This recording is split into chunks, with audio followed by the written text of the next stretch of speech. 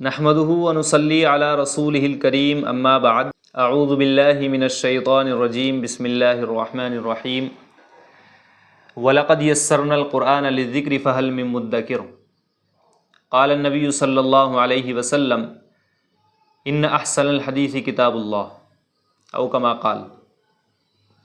اللہ تبارک و تعالیٰ نے انسان کو فطری طور سے ایسا بنایا ہے، اس کا دل چاہتا ہے کہ میں کسی سے بات کروں۔ اللہ کے رسول صلی اللہ علیہ وسلم اپنے جمعے کے خطبے میں اس حدیث کو اکثر و بیشتر بیان فرمایا کرتے تھے۔ آپ فرماتے تھے ان احسن الحدیث کتاب اللہ، سب سے بہترین بات وہ اللہ تبارک و تعالیٰ کی کتاب ہے۔ کسی آدمی کا دل چاہتا ہے کہ میں کسی سے بات کروں تو وہ قرآن کریم کو اٹھائے اور اللہ سے بات کرے۔ جب ایک بندہ قرآن کو پڑھتا ہے، قرآن کی تلاوت کرتا ہے، تو وہ گویا اللہ تبارک و تعالیٰ سے بات کر رہا ہوتا ہے۔ قرآن کریم کے بارے میں اللہ تبارک و تعالیٰ کا ارشاد ہے وَلَقَدْ يَسَّرْنَا الْقُرْآنَ لِلذِّكْرِ فَهَلْ مِن مُدَّكِرٍ۔ اللہ فرماتے ہیں کہ ہم نے قرآن کو آسان کیا ہے، لِلذِّكْرِ، نصیحت کے لیے، فَهَلْ مِن مُدَّكِرٍ، پس کیا کوئی نصیحت حاصل کرنے والا ہے۔ اس آیت کو سورہ قمر کے اندر 4 مرتبہ اللہ تبارک و تعالیٰ نے بیان فرمایا، اور ہر مرتبہ اللہ تبارک و تعالیٰ نے ساتھ میں یہ بھی ارشاد فرمایا فَهَلْ مِن مُدَّكِرٍ، پس کیا کوئی نصیحت حاصل کرنے والا ہے۔ اس آیت کا مختصر سا مطلب یہ ہے، ذکر کے 2 معنی آتے ہیں۔ ایک معنی تو ہے یاد کرنا، اور دوسرے معنی ہے کسی کے کلام سے نصیحت حاصل کرنا۔ یہاں ذکر کے دونوں معنی مراد ہو سکتے ہیں۔ حضرت مقاتل رحمۃ اللہ علیہ کا بیان ہے، انہوں نے فرمایا کہ للذکر، اس میں تینوں چیزیں داخل ہیں، ناظرہ قرآن پڑھنا بھی، حفظ پڑھنا بھی، اور قرآن کریم کو سمجھنا بھی۔ یہ تینوں چیزیں اللہ تبارک و تعالیٰ نے آسان کی ہیں۔ اب ظاہر سی بات ہے، کوئی بھی زبان ہو، کسی بھی زبان کو کوئی آدمی بغیر سمجھے پڑھ نہیں سکتا۔ مثلا انگلش ہے، انگلش کو جب تک ایک آدمی پڑھے گا نہیں، اس وقت تک انگلش اس کی سمجھ میں نہیں آئے گی۔ لیکن جب ایک بچہ قرآن کریم کھولتا ہے اور قرآن کریم کو پڑھنا شروع کرتا ہے، دیکھ کر پڑھتا ہے، تو فر پڑھتا چلا جاتا ہے۔ اسی طریقے سے کوئی بھی کتاب ہو، اس کتاب کو سمجھے بغیر آدمی یاد نہیں کر سکتا۔ لیکن قرآن کا اللہ تبارک و تعالیٰ نے یہ ایسا اعجاز رکھا ہے کہ ایک چھوٹا سا بچہ، 5-6 سال کا بچہ قرآن کریم کو حفظ یاد کرنا شروع کرتا ہے، اور یاد کرتا چلا جاتا ہے، یہاں تک کہ پورا قرآن کریم حفظ کر لیتا ہے۔ تو اسی کے لیے اللہ نے فرمایا یسرنا، ہم نے آسان کر دیا۔ یعنی یہ جو آسانی ہے ناظرہ پڑھنے کی یا حفظ کرنے کی یا سمجھنے کی، یہ محض اللہ کا فضل ہے، اللہ کا احسان ہے۔ اللہ فرماتے ہیں کہ ہم نے آسان کیا ہے۔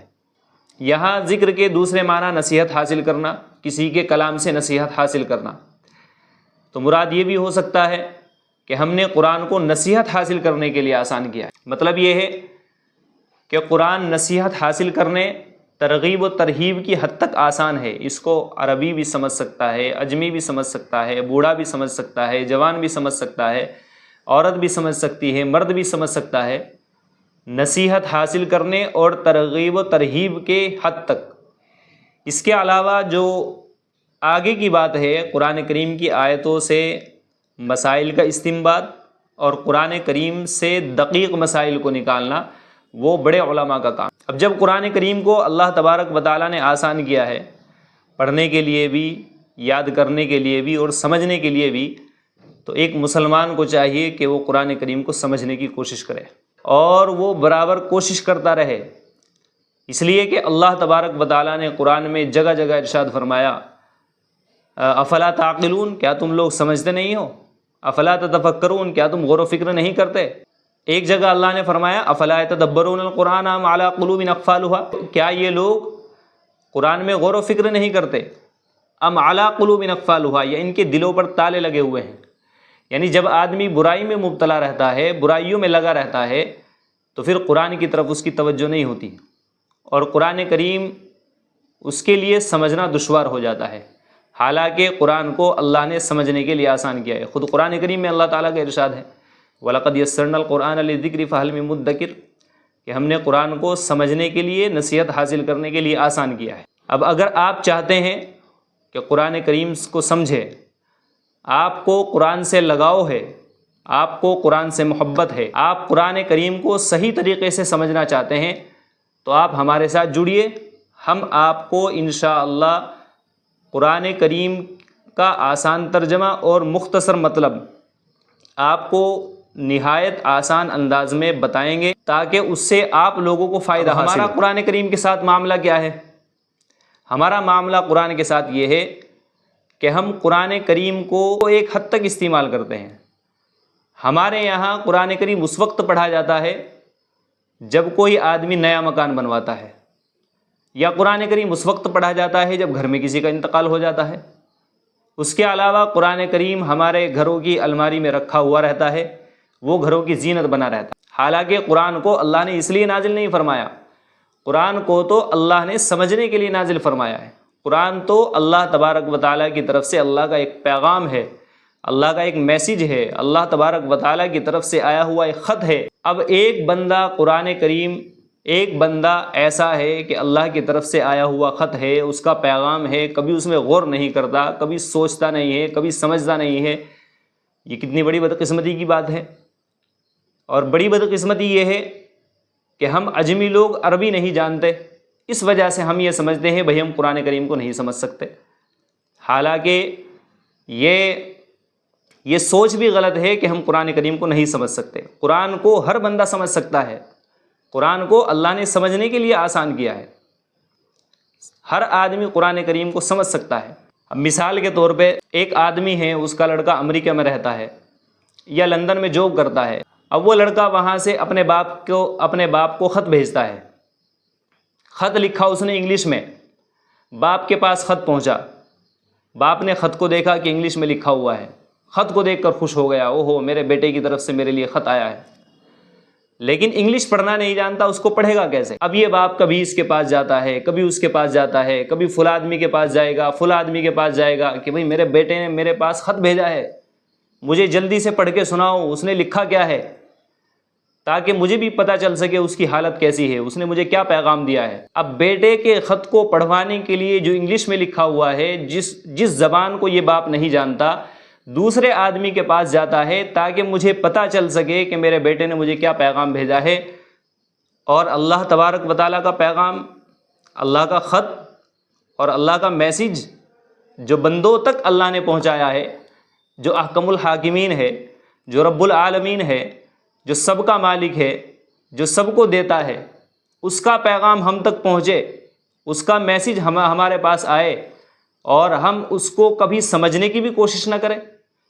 ہمارے ذہن کے اندر بھی کبھی یہ بات نہ آئے کہ بھئی قرآن کریم کو سمجھنا ہمارے لیے کیسے آسان ہو سکتا ہے۔ اپنے بیٹے کے خط کے ساتھ تو یہ معاملہ ہے کہ اسے سمجھنے کے لیے دوسرے آدمی کے پاس جاتا ہے، لیکن اللہ کا خط اور اللہ کا پیغام جو ہمارے پاس آیا ہے، اس کو سمجھنے کے لیے ہمارے دل میں ذرہ برابر شوق نہیں، اور ذرہ برابر ہمارے دل میں کبھی یہ بات نہیں آئی کہ ہم اللہ کے اس پیغام کو کیسے سمجھ سکتے ہیں، اللہ مجھے سورہ فاتحہ کے اندر کیا کہہ رہا ہے۔ اب ایک آدمی ہے، روزانہ قرآن کریم پڑھتا ہے، روزانہ نماز پڑھتا ہے، نماز میں روزانہ سورہ فاتحہ پڑھتا ہے، ساری زندگی ہو گئی سورہ فاتحہ پڑھتے پڑھتے، لیکن اسے اب تک یہ نہیں پتہ چلا کہ سورہ فاتحہ میں اللہ تبارک و تعالیٰ نے مجھے کیا کہا، اللہ نے سورہ فاتحہ میں مجھے کیا میسیج دیا ہے، اللہ تبارک و تعالیٰ مجھے کس چیز کا حکم دے رہے ہیں، کس چیز سے اللہ تعالیٰ مجھے روک رہے ہیں۔ روزانہ امام صاحب کے پیچھے کھڑے ہو کر سنتا بھی ہے اور اپنی نماز میں پڑھتا بھی ہے، لیکن عمر گزر گئی، بڑھاپا آ گیا ہے، آج تک یہ نہیں پتہ چل پایا ہے کہ سورہ فاتحہ میں اللہ نے مجھے کیا کہا ہے۔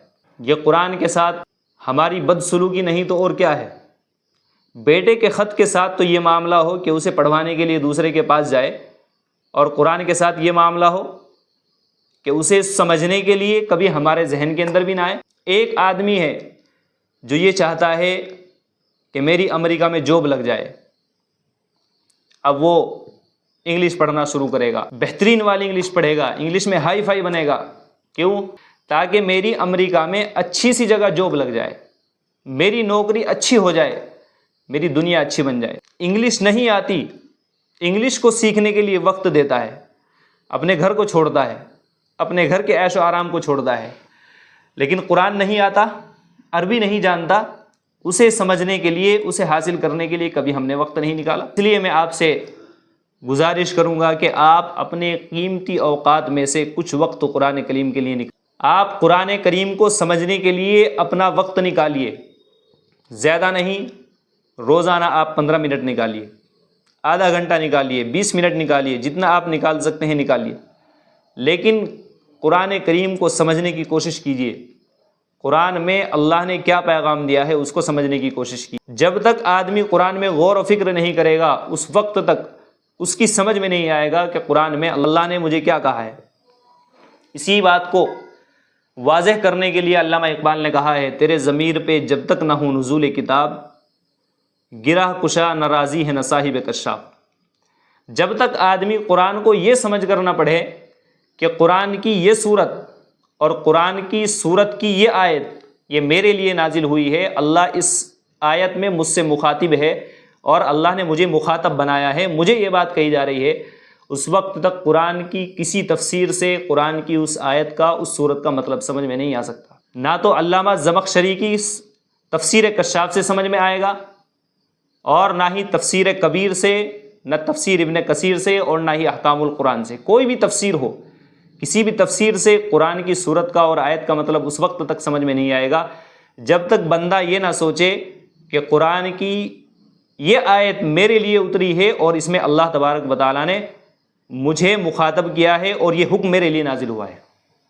اس لیے آئیے چلتے ہیں، قرآن سے اپنا تعلق بڑھاتے ہیں، قرآن سے اپنا واسطہ بڑھاتے ہیں۔ اللہ تبارک و تعالیٰ کا قرآن ہم سے دن رات پکار پکار کر کہہ رہا ہے، ان ھذا القرآن یہدی للتی ہی اقوم، کہ یہ قرآن سیدھے راستے کی طرف رہنمائی کرتا ہے، جو سب سے زیادہ سیدھا راستہ ہے، اور وہ سیدھا راستہ وہ یقیناً اللہ کی طرف لے جانے والا ہے۔ اس لیے آئیے چلتے ہیں اور قرآن کریم کو سمجھتے ہیں۔ ہم آپ کی خدمت میں قرآن کریم کی چھوٹی چھوٹی صورتوں کا مختصر اور آسان مطلب بیان کریں گے۔ مجھے امید ہے انشاءاللہ آپ سبھی حضرات اس سے فائدہ اٹھائیں۔